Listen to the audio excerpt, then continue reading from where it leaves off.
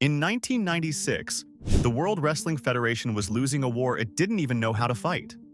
While WCW was on fire and reshaping the industry, Vince McMahon's promotion was trapped in survival mode.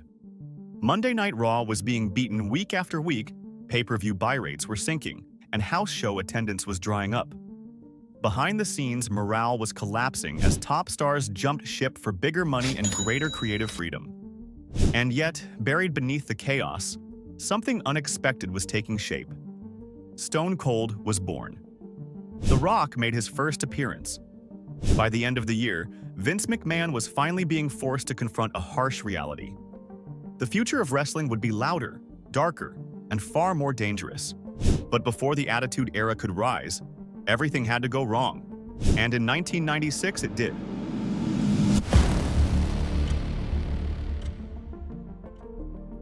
The year began with the Royal Rumble on January 21st in Fresno, California, and it set the tone for the disappointing 12 months that would follow. For the second year in a row, the Royal Rumble match itself was terrible, failing to deliver the excitement and drama that the gimmick is supposed to provide. The 1996 edition was packed with nobodies and lower-card talent who had absolutely no business being in a match that was supposed to determine the #1 contender for the WWE Championship. Names like Doug Gilbert, SWAT team members, and various enhancement talents filled out the field, serving as nothing more than bodies to occupy the ring until the real stars showed up. These were guys that even hardcore wrestling fans barely recognized, cannon fodder whose only purpose was to be eliminated by the actual contenders. The WWE roster was so thin at this point that they literally didn't have enough credible names to fill a 30-man field. The pacing of the match was all over the place, with long stretches of nothing happening while fans waited for someone exciting to enter. There were no surprise returns, no shocking debuts from major stars, and no moments that made the crowd genuinely believe anyone other than the obvious favorites had a chance of winning. The Royal Rumble is supposed to be about unpredictability, about the possibility that anyone could win on any given night. This one had none of that magic. It was a Rumble match that felt like it was just going through the motions, filling time until the predetermined winner could claim his victory. That said, there was one genuine highlight in the form of Vader making his much-anticipated WWE debut. The man they called Vader had been a dominant force in WCW and an absolute legend in Japan, where he was considered one of the most fearsome big men in wrestling history. His arrival in the WWE was supposed to inject some much-needed star power into a depleted roster, and his Rumble appearance showed exactly why the company had been so eager to sign him. Vader looked like an absolute beast in the Rumble, throwing bombs and demolishing everyone in his path during his time in the ring. He was easily the most exciting thing about the entire match, bringing a level of intensity and physicality that had been sorely missing from WWE programming. Even after he got eliminated, he stuck around at ringside to cause more carnage, attacking other competitors and establishing himself as a force to be reckoned with going forward. The problem was that he only got about 11 minutes of ring time before being tossed over the top rope, which felt like a waste of his star power given how desperately the company needed new main event talent. In the end, it was Shawn Michaels who entered at number 18 and went on to win the match for the second consecutive year, becoming only the second person in history to win back-to-back Rumbles after Hulk Hogan. While HBK was undeniably talented and the fans were behind his quest to finally become WWE champion, having him win from such a late entry position made the outcome feel predictable from the moment his music hit. The Rumble should be about drama and uncertainty, and this one had neither. It was a functional match that achieved its purpose of setting up the WrestleMania main event, but it did nothing to generate excitement for the road ahead.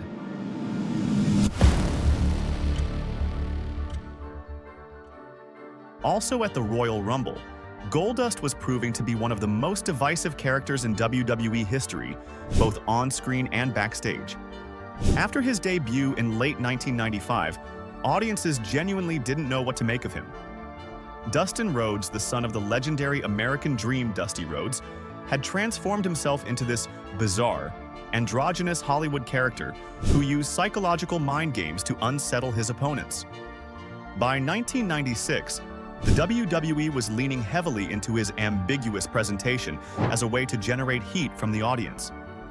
At the Royal Rumble, Goldust defeated Razor Ramon to capture the Intercontinental Championship, a victory that was supposed to launch a program between the two that would culminate at WrestleMania 12. The storyline saw Goldust using increasingly uncomfortable tactics against Razor, including suggestive behavior that was designed to get under his opponent's skin. It was edgy content for its time, pushing boundaries that WWE programming hadn't really explored before. However, the feud was cut short when Scott Hall, the man behind the Razor Ramon character, expressed his discomfort with the direction of the storyline. Hall wasn't trying to be difficult or unprofessional. He simply didn't want to confuse his young son, who was watching his father on television every week. Having Goldust perform suggestive actions towards him on Raw wasn't something he wanted his child to see and try to process. Given the nature of the content, his concerns were entirely understandable, and the angle was quietly dropped before it could reach its planned conclusion. But whatever you want to say about the Goldust character, at least he was memorable. At least he stood out in a year filled with some of the most forgettable and embarrassing gimmicks in wrestling history. Because 1996 was the year that WWE creative seemed to completely lose the plot when it came to character development.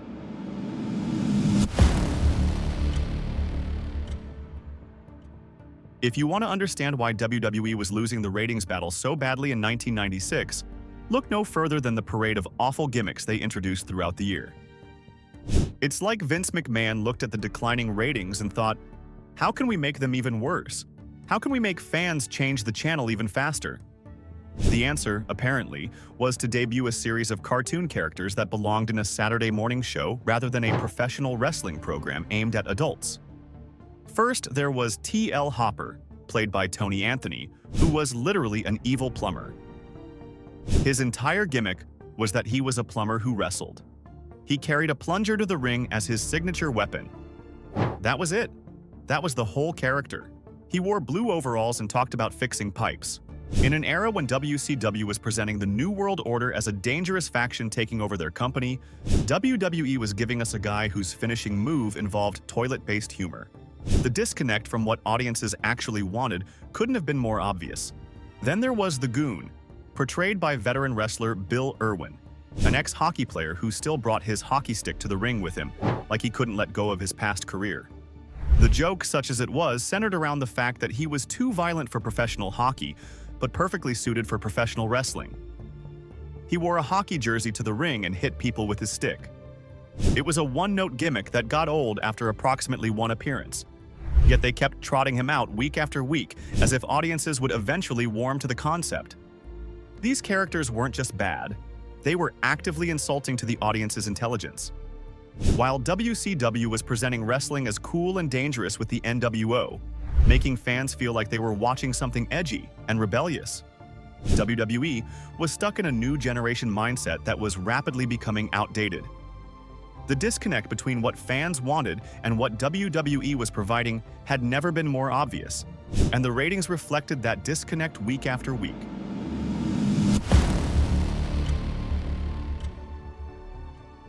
One of the most hyped returns of 1996 turned out to be one of the biggest disappointments.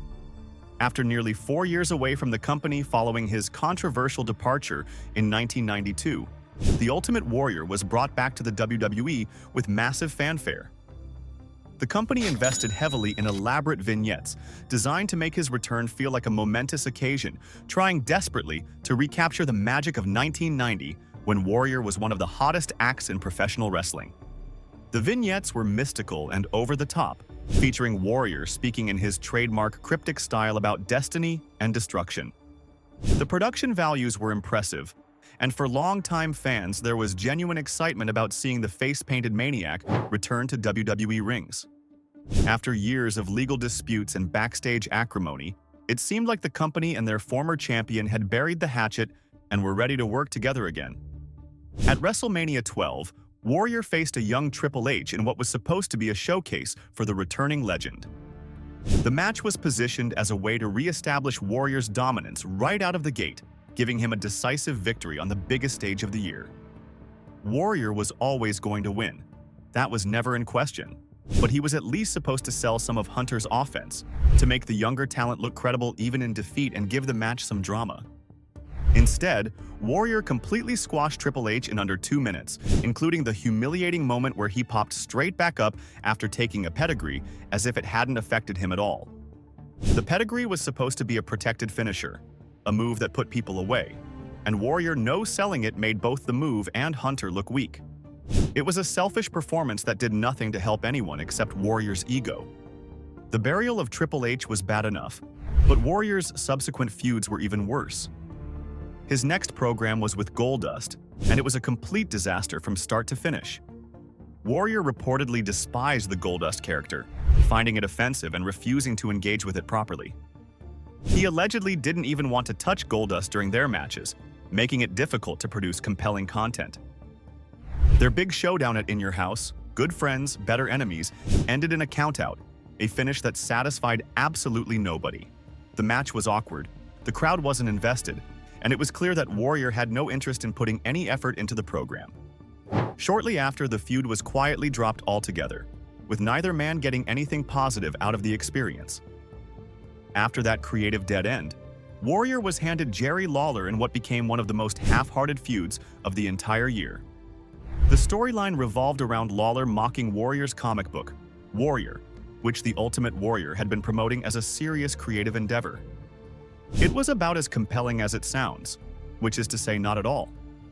Their match at King of the Ring saw Warrior win in under 4 minutes, continuing his pattern of having matches that were over before they really began. It wasn't long after King of the Ring that Warrior was fired from the company after missing a series of house shows without explanation.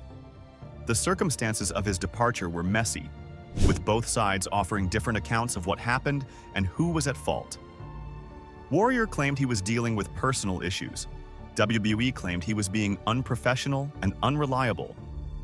Regardless of the truth, the bottom line was clear. The Warrior experiment had been a complete and total failure. He wouldn't be seen in WWE again for nearly 2 decades, eventually returning for a brief Hall of Fame induction and appearance at WrestleMania 30 in 2014, just days before his untimely passing. Looking back, going back to that particular legend in 1996 turned out to be a total waste of time, money, and resources. The magic simply wasn't there anymore, and forcing it only made things worse.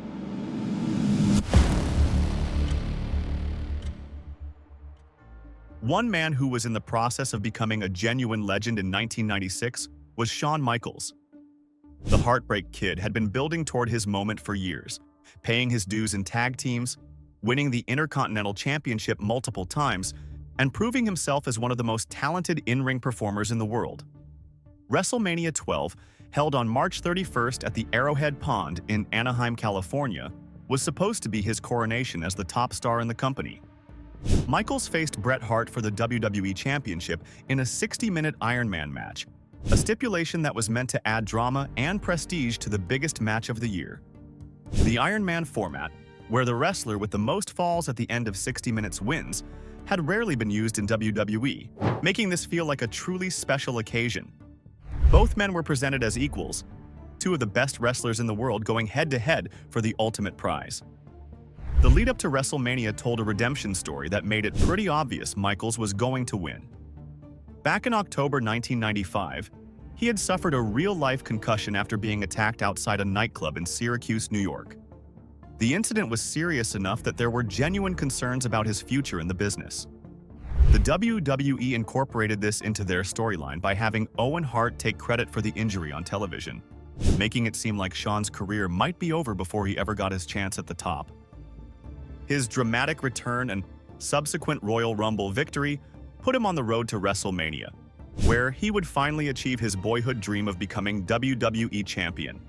The company even brought in Jose Lothario, Shawn's real-life trainer, as his cornerman to add authenticity to the storyline.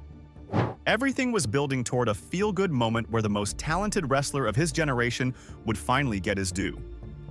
While Bret Hart was positioned as a worthy champion who had carried the company through some of its darkest days, most of the storytelling focus was on HBK and his quest for the title.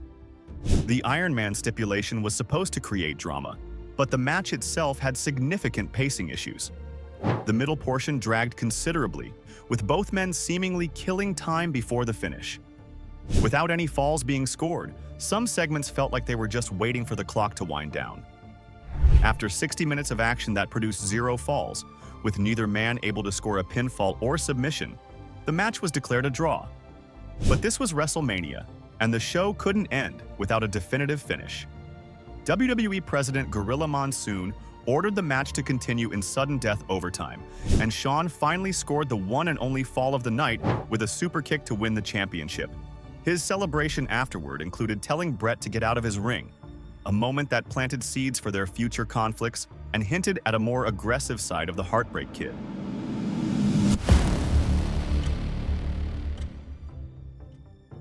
After WrestleMania, Bret Hart took a leave of absence from the WWE to pursue an acting career, filming episodes of the television series Lonesome Dove, The Outlaw Years in Canada. He wouldn't return to active competition until October, and his presence was sorely missed during the summer months when WWE desperately needed all the star power it could muster. Given how the company had treated him over the past couple of years, with his championship reign being cut short to facilitate Shawn's coronation and the focus shifting decisively away from him, you couldn't blame Bret for wanting to explore opportunities outside of wrestling. But Bret's temporary departure was nothing compared to the more permanent losses the WWE suffered in 1996. The most significant of these came when Scott Hall and Kevin Nash, better known to WWE fans as Razor, Ramon, and Diesel, left the company for WCW. Their departure would have massive ramifications for both promotions. Hall and Nash would go on to help create the New World Order alongside Hulk Hogan, fundamentally changing the wrestling business and giving WCW the hottest angle in the industry. Before they left, however, there was the infamous curtain call incident at a Madison Square Garden house show on May 19th. After their matches concluded that evening, Kevin Nash, Scott Hall, Shawn Michaels, and Triple H gathered in the ring and embraced, breaking character to acknowledge their real-life friendship in front of the paying audience. The four men, known backstage as The Clique, were saying goodbye to Hall and Nash, whose WWE contracts had expired. Hall would debut on WCW Nitro 8 days later, on May 27th, with Nash following on June 10th, but that night at MSG was their final WWE appearance. This moment was captured by fans in attendance and would eventually become public knowledge, causing a massive controversy within the company. WWE executives were furious when they found out what had happened. The issue, from the company's perspective, was that these men had broken kayfabe by acknowledging their friendship despite being positioned as enemies in storylines. Nash and Hall were supposed to be heels, while Michaels and Triple H were babyfaces. Them hugging in the ring shattered the illusion that wrestling was trying to maintain. Kayfabe was apparently still considered sacred to WWE management in 1996, despite the fact that the wrestling business's secrets had been exposed for at least a decade by that point. The suspension of disbelief that kayfabe required was increasingly difficult to maintain in the information age, when fans had access to insider newsletters and internet forums that discussed the real workings of the industry. But the company still clung to the old ways, and the curtain call was seen as a serious breach of protocol. With Hall and Nash leaving for WCW immediately afterward, and Shawn Michaels being completely untouchable as the newly crowned WWE champion and Vince McMahon's golden boy, there was only one person left to punish for the incident: Triple H, Hunter. Hearst Helmsley had been scheduled to win the King of the Ring tournament that June and receive a significant push in the aftermath, positioning him as a future main event player. But that plan was immediately scrapped as punishment. Instead of becoming King of the Ring, Triple H lost to Marc Mero at In Your House, Beware of Dog, and spent the rest of the year on the losing end of most of his matches. The punishment seemed excessive for what was essentially a minor breach of protocol at a non-televised event. But Triple H had no choice but to accept it and work his way back into the company's good graces. It would take him years to fully recover from the setback, but he used the time to hone his craft and bide his time until another opportunity presented itself.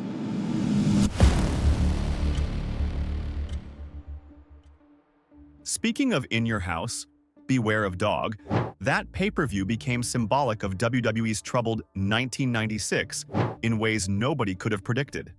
Midway through the live broadcast, a thunderstorm knocked out the power to the building, forcing the company to go off the air unexpectedly. They had to reschedule and redo half the card 2 nights later, this time in front of a significantly smaller crowd. Obviously, the weather wasn't the WWE's fault, but it felt fitting for a year that was one disaster after another. Everything that could go wrong seemed to go wrong in 1996. From creative failures to talent departures to now literal acts of nature conspiring against them. One notable positive from that chaotic show was the setup for Steve Austin finally getting rid of the $1 Million Man as his manager. Austin faced Savio Vega in a Caribbean strap match, and while the original May 26th match had a different stipulation, the rematch on May 28th added the stakes that if Austin lost, Ted would be banished from the WWE. Austin did lose, which meant saying goodbye to the $1 Million Man, and it turned out to be exactly what his career needed. Austin had the credentials to be a top guy in the WWE from day one. He had stood out in WCW's midcard, shown tremendous charisma during his time in ECW, and possessed all the tools necessary for main event success. He could talk, he could work in the ring, and he had an undeniable presence that made people pay attention when he was on screen. Vince McMahon should have recognized his potential immediately. Instead, the WWE gave him one of the blandest gimmicks of the decade as the ringmaster. For his first several months in the company, Austin stood alongside a manager who did most of the talking for him, which completely neutered his greatest asset, his ability to cut promos. Getting rid of the $1 Million Man was the first step toward unleashing the real Steve Austin on the wrestling world.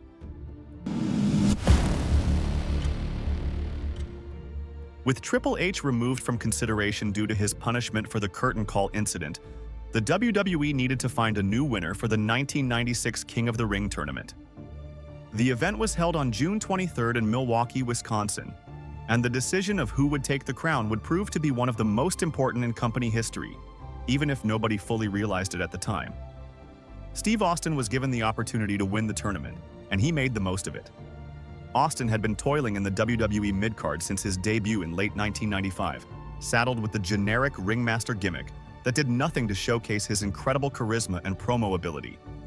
He had been a standout in WCW's midcard as stunning Steve Austin and had shown tremendous personality during his brief run in ECW, where he cut promos that revealed his true potential as a main event star. Vince McMahon should have recognized Austin's talent immediately, but instead, the WWE gave him one of the blandest gimmicks imaginable. The ringmaster was supposedly a technical wrestling expert, managed by the $1 Million Man, who carried the $1 Million Championship. It was a nothing character that completely wasted Austin's greatest strength, his ability to talk. For his first several months in the company, Austin stood alongside a manager who did most of the talking for him, which was exactly the wrong approach. By the time of King of the Ring, Austin had at least shed the ringmaster name and Ted's management, adopting the Stone Cold moniker and beginning to develop the anti-authority persona that would eventually revolutionize the industry. But he was still seen as a mid-card act, not someone destined for main event greatness. The King of the Ring tournament would change that perception forever. Austin's path to the crown saw him defeat Bob Holly in the first round on Raw, then Savio Vega in the quarterfinals, followed by Marc Mero in the semifinals at the pay-per-view itself. In the tournament final, he faced Jake Roberts, who had been doing a religious redemption character since his return to WWE, frequently quoting scripture, talking about his faith, and presenting himself as a changed man who had overcome his personal demons through spirituality. After Austin won the final, he grabbed the microphone and delivered what many consider to be the single most important promo in professional wrestling history. He mocked Jake's religious conversion with brutal efficiency, dismissing his spirituality as weakness and hypocrisy. The promo culminated in the immortal line that would launch a billion-dollar catchphrase. You sit there and you thump your Bible and you say your prayers and it didn't get you anywhere. Talk about your Psalms, talk about John 3:16. Austin 3:16 says, I just whipped your ass. In that moment, the stone-cold character that would eventually revolutionize the wrestling business was born. The crowd responded immediately, recognizing that they were witnessing something special, something different from the tired formula that had defined WWE for years. Austin had announced himself as a different kind of star, one who didn't play by the traditional rules of babyface and heel dynamics. one who spoke his mind without regard for consequences. The promo was completely improvised, with Austin asking Michael Hayes what Roberts had said during his promo, and then crafting his response on the spot. But here's where the WWE dropped the ball once again, demonstrating the creative myopia that had plagued them throughout 1996. Despite this iconic moment, despite Austin proving that he was the complete package they desperately needed, the company hesitated to pull the trigger on his main event push. He spent the next several months stuck in a forgettable feud with Marc Mero that did nothing for either man's career. At SummerSlam in August, Austin was relegated to the free-for-all pre-show, not even appearing on the main pay-per-view broadcast. Think about that for a moment. The man who had just delivered the most memorable promo of the year, the man who was clearly connecting with audiences in a way nobody else on the roster was working the pre-show while lesser talents appeared on the actual card.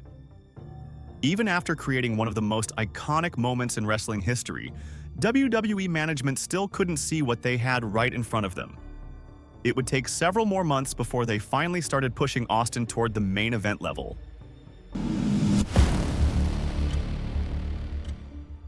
Meanwhile, Shawn Michaels was WWE champion, but his reign was largely defined by peripheral feuds where there was never any real danger of him losing the title. His summer program with the British Bulldog exemplified everything wrong with WWE storytelling in 1996. The storyline involved Davey Boy Smith's wife, Diana Hart Smith, accusing Shawn of making inappropriate advances toward her. It was meant to be a serious angle that would generate heat and make fans want to see Bulldog get revenge. Instead, it played out like a bad soap opera, with worse acting than you'd find on daytime television. The whole thing felt sleazy and uncomfortable rather than compelling. For Bulldog, it was just another main event loss in a career that was full of them. Vince McMahon loved to wheel out Davey Boy whenever he had nobody else to rely on, positioning him as a credible challenger before inevitably having him come up short. Since WrestleMania, Shawn had mostly been treading water in these kinds of feuds, facing opponents who were never realistically going to take the title from him.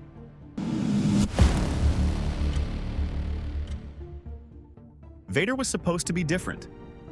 He was meant to be the Goliath to Shawn's David, the first real test for the new champion against a dominant monster heel. The original plan was for Vader to win the WWE Championship at SummerSlam and continue feuding with Shawn for the rest of the year and into 1997. It made perfect sense on paper. The big man had been an incredibly effective heel in both WCW and Japan, where he was considered one of the most dominant forces in professional wrestling. In a year where the WWE was desperate for credible villains, Vader should have been an instant hit. He was a terrifying physical presence. He could work a good match, and he had a proven track record of main event success. What more could they possibly have wanted? The SummerSlam match between Shawn and Vader was actually very good, delivering the kind of big fight feel that the title picture had been missing. But backstage, there were problems. At one point during the match, Vader reportedly missed a spot, and Shawn threw a visible tantrum in the middle of the ring. Yes, HBK was still being difficult during this period of his career, and his behavior was affecting the people around him. After the match, Shawn complained that Vader was too stiff and careless in the ring. He allegedly even made comments about Vader's personal hygiene. Whatever the specifics, the Golden Child had spoken, and just like that, Vader's main event push was finished. He slipped down to the midcard for the rest of his WWE tenure, where he was frequently made to look like a chump rather than the monster he had been everywhere else he worked. The only silver lining in this mess was Sycho Sid, who stepped into Vader's intended role toward the end of the year. Say what you will about Sid's limitations as a worker, but he understood how to be a main event presence. He was absolutely brilliant in the role that should have been Vader's, and he ended up being one of the few genuine highlights of 1996. It wasn't just the main event scene that was struggling in 1996. The midcard was equally disastrous, filled with promising talents whose pushes fell apart for various reasons. Let's start with Ahmed Johnson, a man Vince McMahon genuinely believed could be the next megastar. When Ahmed debuted, he looked like $1 million. He was built like a tank, possessed incredible physical charisma, and the fans genuinely responded to him. He served as Shawn Michaels' backup in big tag team matches and eventually won the Intercontinental Championship. The future seemed bright for the powerhouse. But by the summer of 1996, everything was falling apart. Ahmed's in-ring work was sloppy and dangerous, both to himself and his opponents. He was extremely injury-prone, missing significant time due to various ailments. There were also reports that he was rubbing people the wrong way backstage, creating friction with his colleagues. He was in line for a WWE Championship shot, but a kidney injury took him off television, and the company quietly gave up on his push. The next megastar turned out to be just another guy who couldn't stay healthy. Then there was Marc Mero, who Vince McMahon really believed in.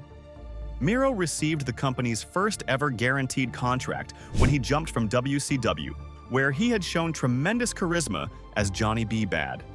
McMahon thought he had signed the next breakout star. But for reasons that remain unclear, Mero ended up becoming the Wild Man in WWE, a gimmick that nobody really understood, least of all Mero himself. Compared to his colorful WCW character, he seemed like a completely different person, stripped of everything that had made him stand out in the first place. He did win the Intercontinental Championship, but that's about as far up the ladder as he ever climbed. Another missed opportunity in a year full of them. The tag team division in 1996 was perhaps the most depressing part of WWE programming.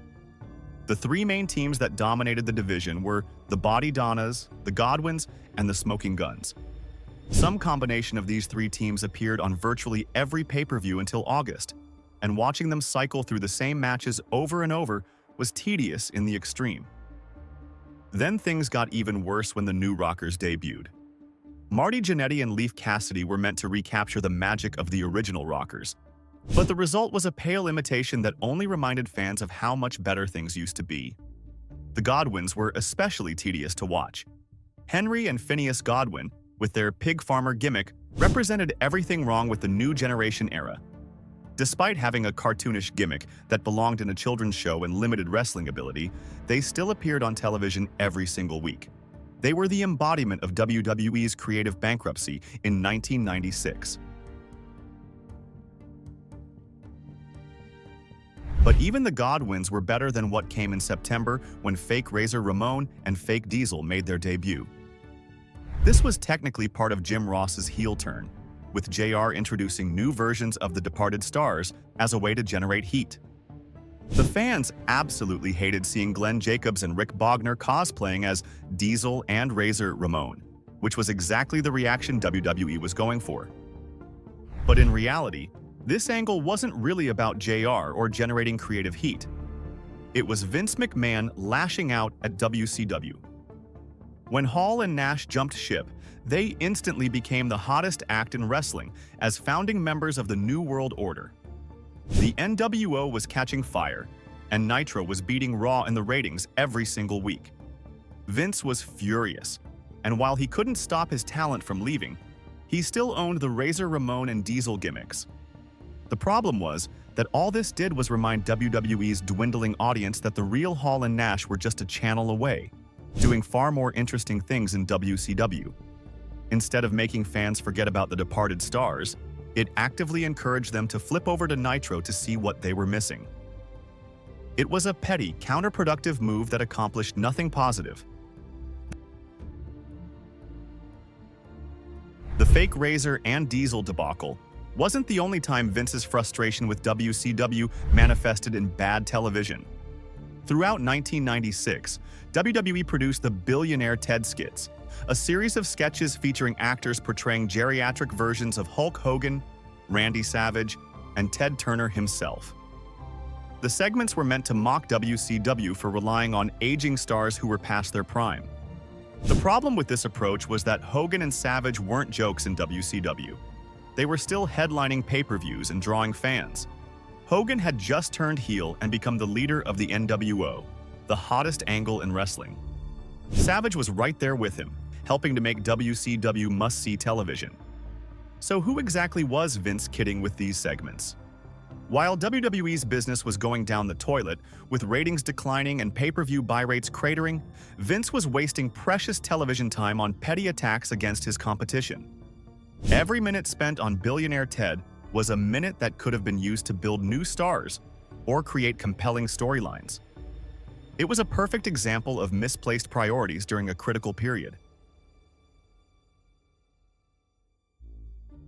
The debut of Rocky Maivia at Survivor Series was supposed to be a feel-good moment, the introduction of a third-generation superstar who would carry the company into the future.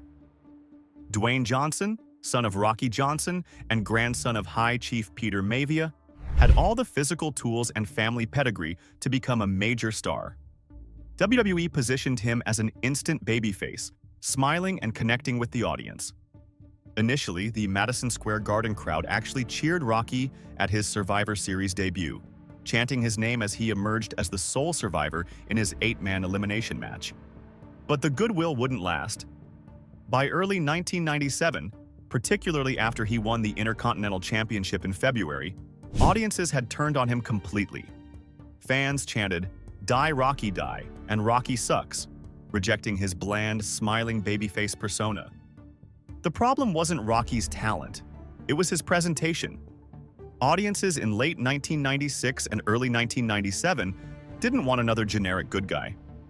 They wanted something edgier, something that reflected the changing times. Rocky Maivia felt like a throwback to an era that fans were actively rejecting. Of course, we now know that Rocky Maivia would eventually become The Rock, one of the biggest stars in wrestling history.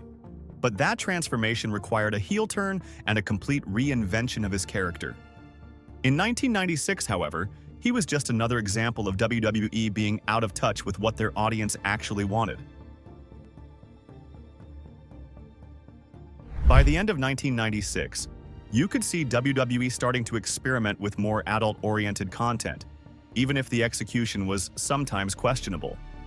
The company was clearly recognizing that their family-friendly approach wasn't working against WCW's edgier product, and they began testing the boundaries of what they could get away with on television. The feud between Jake Roberts and Jerry Lawler was one of the most mean-spirited programs of the year. Lawler mocked Jake's real-life struggles with alcoholism on television, bringing bottles of alcohol to the ring and pouring liquor on his fallen opponent. It was uncomfortable television that blurred the line between character and reality. Jake reportedly hated the angle because he was an actual recovering alcoholic, and having his personal demons exploited for entertainment was deeply troubling to him. But this was the direction WWE was heading, using real-life issues to generate heat regardless of the personal cost to the performers involved. Then there was the infamous angle where Steve Austin broke into Brian Pillman's house on November 4th, which ended with Pillman pulling out a 9mm pistol on live television. The segment was shocking and generated massive buzz, but it also created serious problems with the USA Network.